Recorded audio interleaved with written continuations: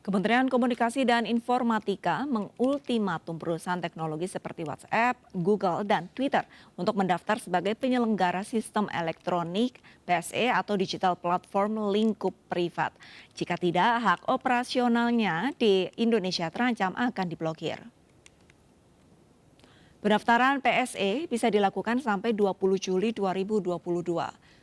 Menkominfo Johnny G. Plate menegaskan semua digital platform diwajibkan mendaftar ke negara baik itu perusahaan lokal maupun internasional. Hal ini sebagai wujud ketaatan pada aturan negara sesuai peraturan Kominfo nomor 5 tahun 2020 tentang PSE lingkup privat. Dilansir dari laman pse.kominfo.go.id per 24 Juni 2022, terdapat 4.606 PSE yang mendaftar dengan rincian 4.534 PSE domestik dan 74 PSE asing. Sementara itu, netizen Indonesia mempertanyakan kebijakan Menkominfo yang akan memblokir perusahaan teknologi tersebut. Terkait ultimatum yang dilakukan pemerintah kepada sejumlah platform digital, kita sudah terhubung dengan rekan kami Kevin Pakan di Gedung Kominfo Jakarta. Selamat sore Kevin, ada informasi apa yang bisa Anda bagikan? Ya, selamat sore Alisa dan juga pemirsa. Memang benar sekali bahwa Kementerian Komunikasi dan Informatika Republik Indonesia ini meminta kepada sejumlah perusahaan digital seperti WhatsApp, Google maupun juga Facebook untuk segera mendaftarkan perusahaan mereka ke penyelenggara sistem elektronik atau PSE lingkup privat. Di mana berdasarkan informasi yang kami peroleh, Alisa dan juga pemirsa, bahwa untuk pendaftaran ini langsung disampaikan oleh Menteri Kominfo Johnny G. Plate menyebutkan bahwa untuk pendaftaran PSE ini sesuai dengan amanat peraturan pemerintah nomor 71 tahun 2019 tentang penyelenggara sistem dan transaksi elektronik serta melalui peraturan Menteri Kominfo nomor 5 tahun 2020 tentang penyelenggara sistem elektronik atau PSE lingkup privat. Di mana berdasarkan keterangan yang berhasil kami himpun bahwa setidaknya memang untuk sejumlah perusahaan digital yang tadi saya sebutkan ini masih diberikan tenggang waktu yakni sampai tanggal 20 Juli 2020 mendatang. Maksud kami 2022 mendatang. Bila mana nantinya sampai masa tenggang tersebut perusahaan digital tidak melakukan pendaftaran, maka pihak dari Kominfo akan menyatakan secara ilegal perusahaan-perusahaan tersebut dan langsung akan memblokir perusahaan digital tersebut. Dalam hal ini juga disampaikan langsung oleh Menteri Kominfo yang menyatakan bahwa pihaknya tidak memberikan atau tidak membedakan baik dari perusahaan digital lokal maupun juga mancanegara. Namun semua bersifat wajib untuk bisa memberikan atau mendaftarkan diri kepada negara. Dan memang Alisa dan pemirsa, setidaknya ada sejumlah alasan mengapa pemerintah dalam hal ini Kominfo melakukan atau mengharuskan melakukan pendaftaran kepada sejumlah perusahaan digital tersebut. Di mana yang pertama adalah pihak dari Kominfo berupaya untuk bisa melindungi masyarakat sebagai konsumen pengguna PSE yang mana ini dijadikan sebagai lingkup privat dan juga agar bisa menjaga ruang digital Indonesia. Dan juga pemerintah saat ini juga tengah melindungi adanya atau mencegah adanya kebocoran data karena memang hingga sampai saat ini maraknya kebocoran data yang kerap terjadi di tengah masyarakat terutama mengenai data pribadi mereka. Dan terkait dengan hal ini, kami juga sempat bertanya ke sejumlah warga DKI Jakarta, terutama mereka yang melakukan atau sebagai pengguna media sosial Instagram, Facebook maupun juga Google. Ini pihak dari warga juga menuturkan dan juga menanyakan sebenarnya apa langkah atau apa sebenarnya urgensinya pemerintah melakukan atau mengharuskan perusahaan digital mendaftar kepada pemerintah.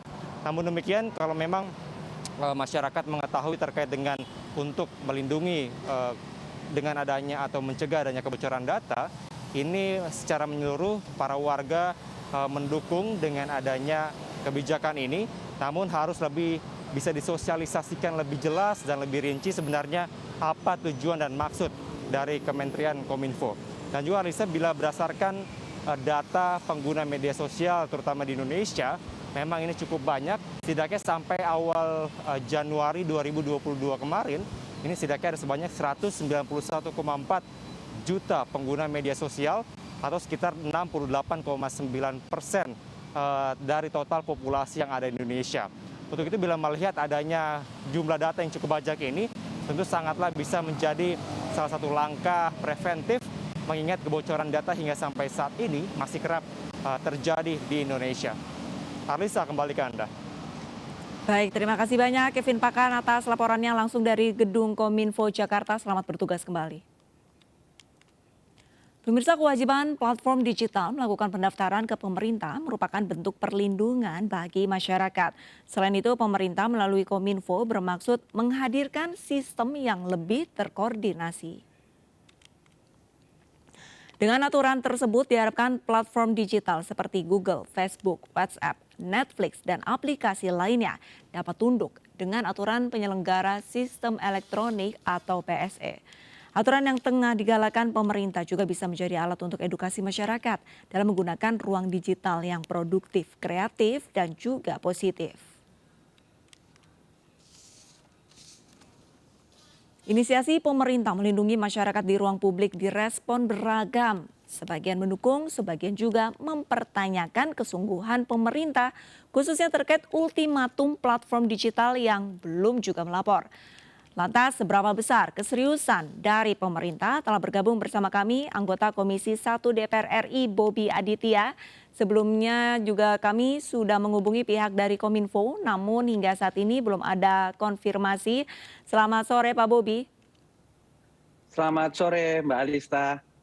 Pak Bobi, PSE bertujuan untuk melindungi para penggunanya. Ini sebenarnya benar atau tidak sih?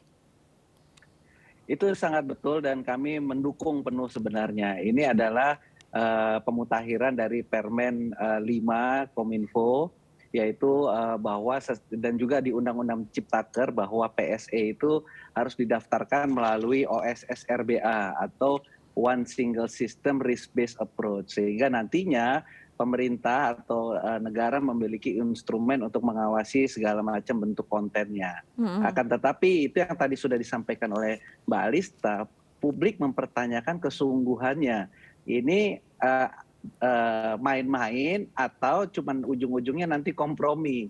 Pertama, gesturnya adalah kenapa ini hanya diumumkan 1 bulan sebelumnya. Betul. Sedangkan ini banyak sekali dan bukan hanya platform digital luar negeri, ada platform digital dalam negeri yang merupakan platform yang digunakan publik sudah sangat masif. Contohnya bukan hanya Google, Meta, atau Netflix, atau Disney, atau Prime Video, tetapi Peduli Lindungi pun juga masuk di situ.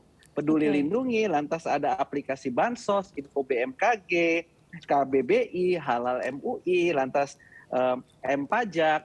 Jadi selain ada 32, yaitu sampai Grab, sampai Netflix, sampai YouTube. Nah, kalau apa benar pemerintah kalau misalkan lewat tanggal 23 Juli ini berani memutuskan atau akses blocking?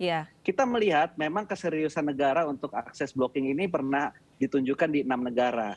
Contohnya di Cina, ada di Qatar, ada di Iran, lantas ada yang terkenal itu di Vietnam dan juga Turki. Itu juga walaupun diberhentikan hanya sementara, di Vietnam itu hanya diblokir selama seminggu. Sedangkan di Turki sebelum diblokir itu dikenakan denda dulu. Nah kita memang di dalam pasal Permen Kominfo itu kewajiban pendaftaran itu wajib, tetapi syaratnya kan tidak terlalu jelas. Yang banyak dikatakan oleh para penggiat di netizen ini ada pasal karet bahwa selain itu terlalu cepat 1 bulan, lantas ada pasal-pasal yang kalau misalkan akses blocking itu karena konten yang meresahkan atau yang bentuknya terorisme.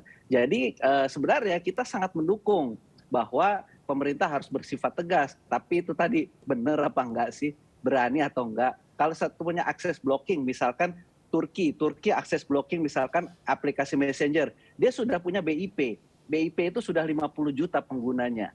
Cina yang melakukan blokir, dia sudah punya Baidu, dia punya QQ, dia punya Weibo, dia punya WeChat. Nah kita kalau misalkan aplikasi Messenger WA itu diblokir tanggal 20 Juli nanti atau 22 Juli nanti, Indonesia belum memiliki substitusinya, penggantinya. Apa berani Ya. Itu yang kami di parlemen itu kesungguhannya apa benar? Apakah pemerintah sudah punya roadmap? Kiranya mereka memang tidak harus diakses blocking. Nah ini yang sebenarnya adalah kesempatan karena Indonesia ini seperti Turki, seperti Cina, seperti negara-negara yang penduduknya besar memiliki bonus demografi yang sangat besar sehingga kalau ada blokir dan sudah disiapkan aplikasi penggantinya ini saya rasa tak tertahankan. Ini yang saya rasa pemerintah saya rasa tidak akan bersungguh-sungguh lah berani akses blocking karena mereka pasti juga akan menuntut yang sama. Kalau kami harus mendaftar PSE berarti Peduli Lindungi juga harus daftar juga dong. Ya. Lantas yang lain info BMKG juga harus daftar juga. Dan apa iya pemerintah mau blocking itu semua kalau misalkan 22 Juli ini tidak PSE. Jadi niatnya, nawaitunya kami sangat mendukung penuh. Tetapi kiranya memang memiliki roadmap dan kesungguhan ini ditunjukkan dengan memastikan adanya aplikasi pengganti ataupun sanksi-sanksi yang kiranya emang berani. Karena contohnya Netflix, apa iya berani diakses blocking? Mereka sudah mengumpulkan uang untuk berlangganan yang tidak kecil dari penduduk Indonesia. Nanti mereka bisa mengajukan class action nanti. Contohnya seperti itu.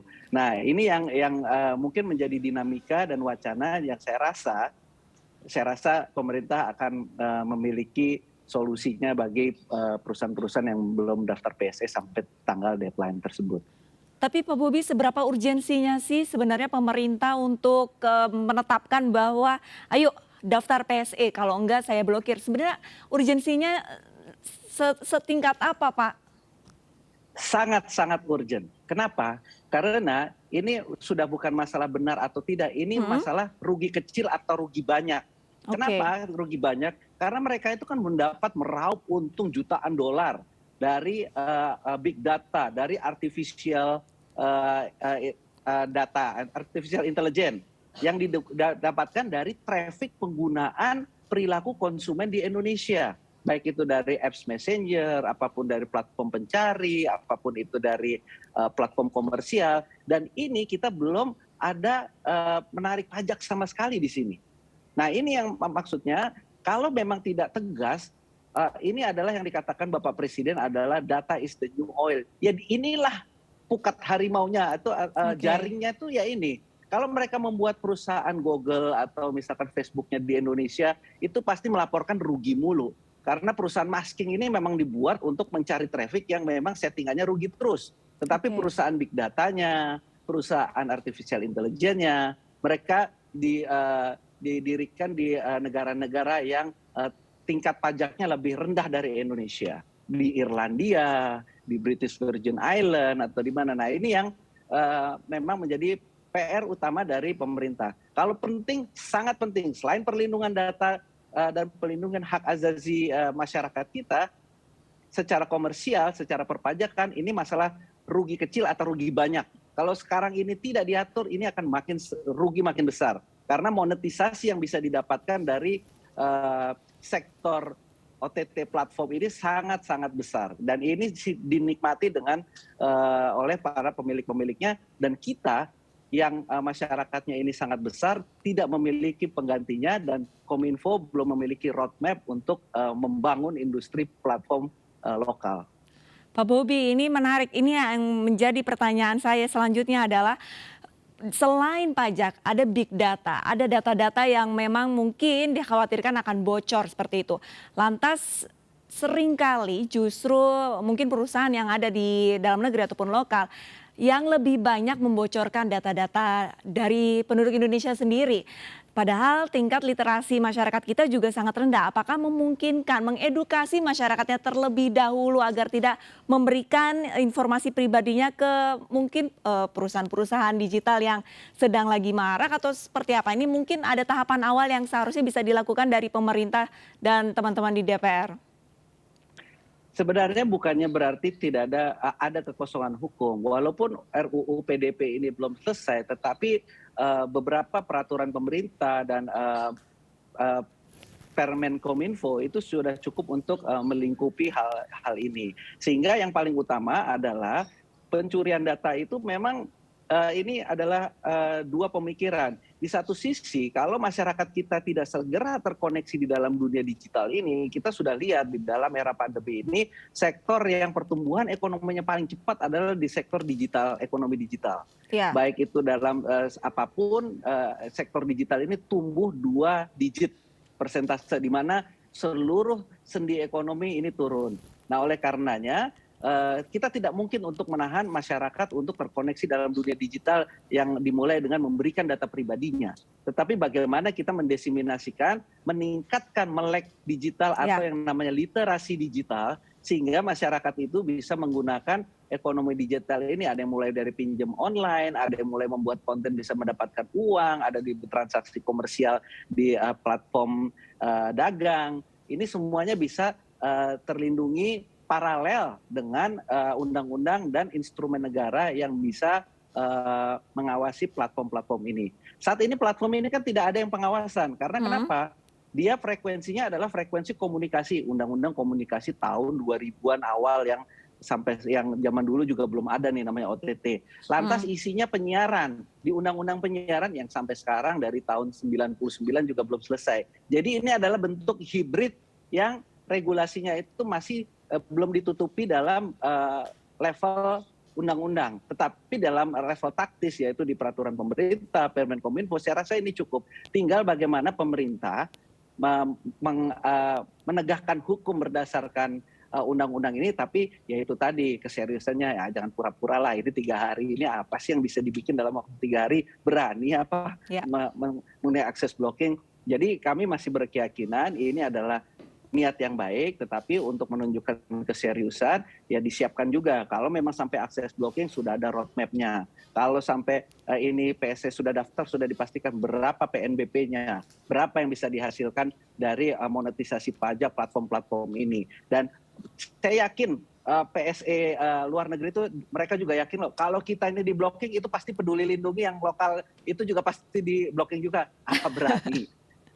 Apa berani? Ini kan yang diumbang-umbang ini PSE luar negeri. Padahal saat yang sama kita masuk ke mall itu aja ternyata PSE-nya belum didaftarkan. Ya. Nah, itu kira-kira. Jadi kesungguhannya saja.